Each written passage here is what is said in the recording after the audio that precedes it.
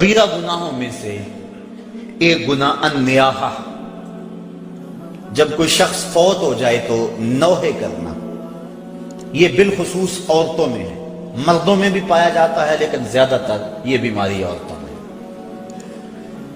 کوئی کہتا ہے اللہ تجھے ترس نہ آیا، یہ جملہ تو خیر کفر ہے، اگر کسی نے کہا تو اس کو تجدید ایمان لازم ہے۔ جب کوئی دکھ پہنچے تو ظاہر ہے اسلام دین فطرت ہے، اسلام یہ نہیں کہتا کہ تم اظہار غم نہ کرو، لیکن اظہار غم کے 4 طریقے ہیں: دل کا غم، آنکھوں کا غم، زبان کا غم، ہاتھوں کا غم۔ دل کا غم کیا ہے؟ کہ دل دکھ سے بھر جائے۔ آنکھوں کا کیا غم ہے؟ آنسو بہائیں۔ زبان کا کیا غم ہے؟ کہ بابیلا کیا جائے۔ اور ہاتھوں کا غم کیا ہے؟ کہ گریبان نوچا جائے، منہ پہ تھپڑ مارے جائیں، بال کھینچے جائیں۔ پہلے 2 غم رحمان کی طرف سے اور دوسرے 2 شیطان کی طرف سے۔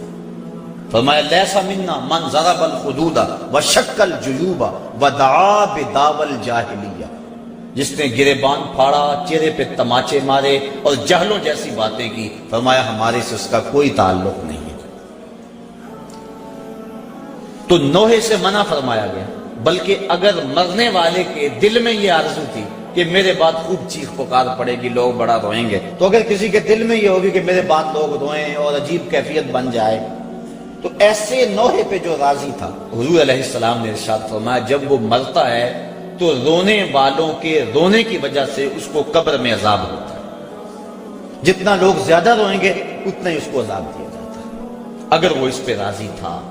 لیکن اگر راضی نہیں تھا تو علماء نے تعبیر کی ہے کہ جو رونے والوں کا عذاب اہل قبور کو ہوتا ہے تو وہ انہی پر ہے، جو نہیں راضی خود پر نہیں ہے، تو نوحے سے منع کر دیا گیا۔ باقی آنکھوں سے آنسو بہائے جا سکتے، بلکہ وہ اظہار محبت ہے۔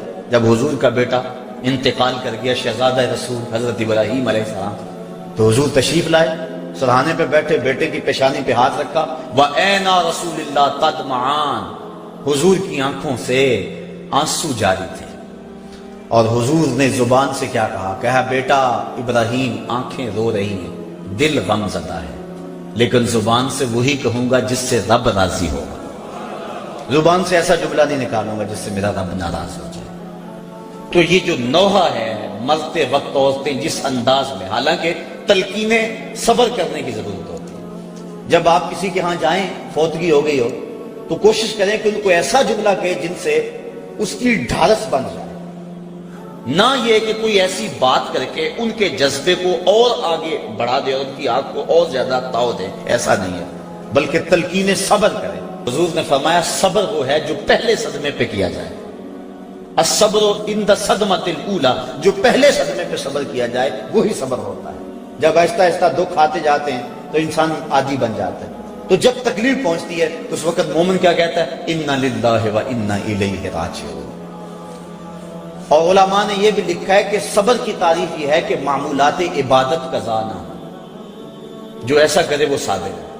یہ نہیں ہے کہ تکلیف آ گئی تو اب نماز بھی جاتی رہے، نہیں، وہ معمولات اپنے معمول پہ جاری رہے۔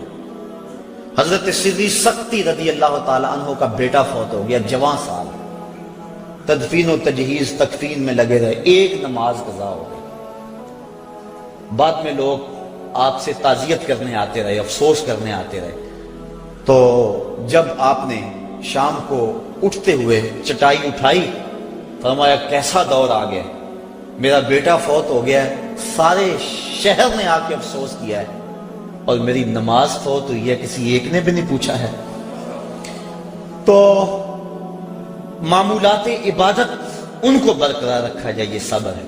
تو یہ جو نوحے عموماً عورتیں بالخصوص پڑھتی ہیں، تو بلکہ ایک روایت میں آتا ہے 7 اشخاص ایسے ہیں کہ جب ان کو تم قبر میں دفن کر کے آتے ہو تو ان کا رخ قبلے سے پھیر دیا جاتا ہے۔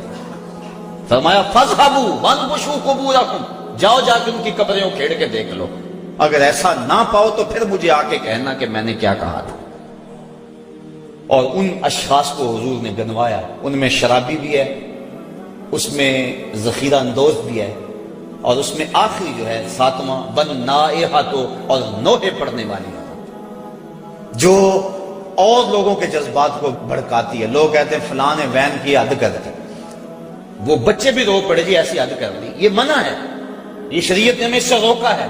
تلقین صبر کیا جائے، مرنے والے کے لیے دعا کی جائے اور اللہ سے رحمت کی امید رکھی جائے اور انا للہ و انا الیہ راجعون پڑھا جائے۔ ہاں آنکھوں سے آنسو بہیں، دل غم زدہ ہو، ظاہر ہے جس کا گھر کا چراغ بجھ گیا اس کو سکون تو نہیں ہوگا، جس کا بھائی چلا گیا کمر تو ٹوٹ گئی اس کی، جس کا شوہر چلا گیا زندگی اجاڑ ہو گئی، جس کا بیٹا چلا گیا اس کا تو کلیجہ کٹ گیا، دکھ تو بڑا ہے لیکن امتحان بھی ہے، اور مومن جب مصیبت پہ صبر کرتا ہے اللہ اس کو